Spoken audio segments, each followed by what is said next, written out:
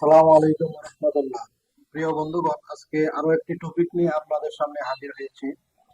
আজকের টপিকটি খুবই ইন্টারেস্টিং হবে। আপনারা শেষ পর্যন্ত আশা করছি ধৈর্য সহকারে আমার আলোচনাটি দেখবেন। আমার আজকের টপিক হচ্ছে কপি, কাট এবং পেস্ট। এই বিষয়টি নিয়ে পবিত্র কোরআন থেকে আজকে আলোচনা করার চেষ্টা করবো ইনশাআল্লাহ। আল্লাহ তাআলা সূরা বাকারার 25 নম্বর আয়াতে যে বিষয়টি আলোচনা করেছেন,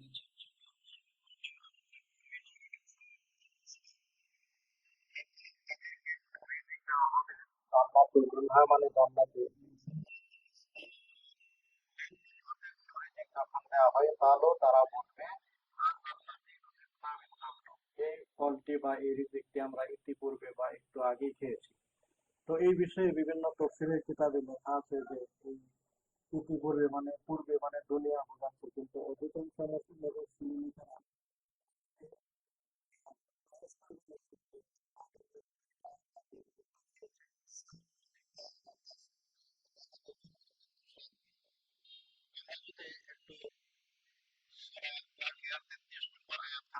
এখানে বলা হচ্ছে লা মাকতুআতিন ওয়ালা মামনুআ। সেখানে কাট করা হবে না মানে শেষ হবে না এবং নিষেধ করা হবে না। শেষ করা হয় না কখন? শেষ হয় না যখন এটিকে কপি করা হয়। এটা আমরা কপির ধারণা পেলাম যে একটু আগে খেয়েছি আবার দিল। আর এখানে আমরা দেখতে পাচ্ছি যে লা মাকতুআ মানে কাট করা হবে না, শেষ হবে না। আমরা কপি এবং কাটের ধারণা পেলাম। পক্ষান্তরে আমরা যদি সূরা আরাফের মধ্যে দেখি তাহলে এখানে দেখতে পাচ্ছি যে আল্লাহ তাআলা বলতেছেন ফাইজা জাআ আজালুহুম লা ইস্তাখিরুনা সাআতাও ওয়া লা ইস্তাকদিমুন।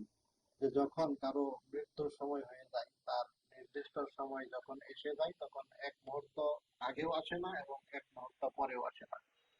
আবার আমরা যদি সূরা আহকাফের 3 নম্বর আয়াতখানা দেখি তাহলে আল্লাহ তাআলা বলছেন যে মা খালাকনাস সামাওয়াতি ওয়াল আরদা ওয়া মা বাইনাহুমা ইল্লা বিল হাক্কি ওয়া আজালিম মুসাম্মা।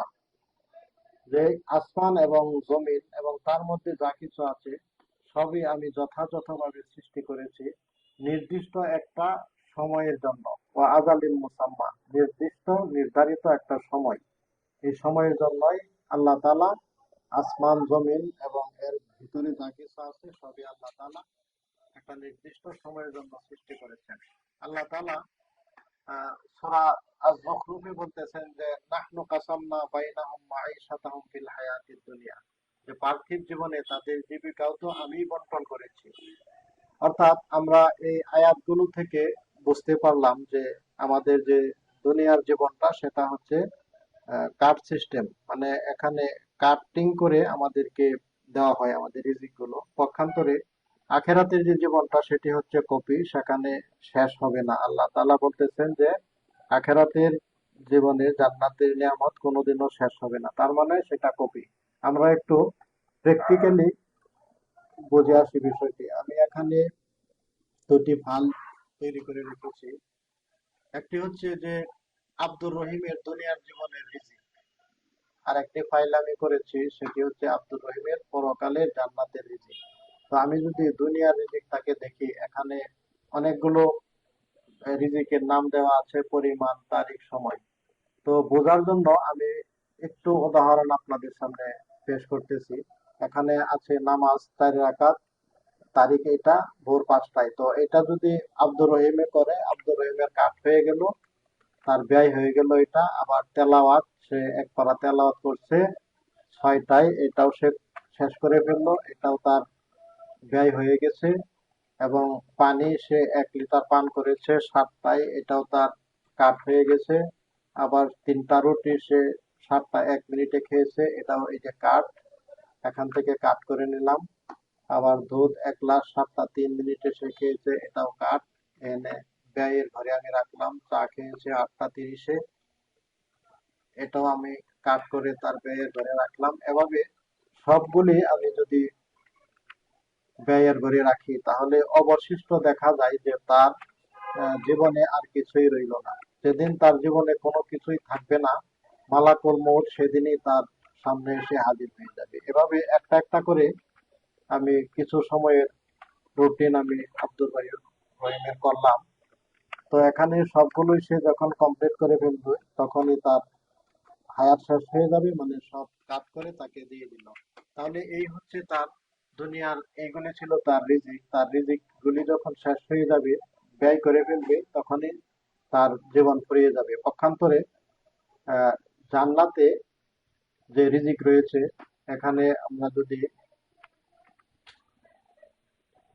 এখানে দুধ সে ইচ্ছা মতো খাবে। এটা আমি জান্নাতের যেহেতু কপি কপি করলাম, মধু এটাও কপি করলাম।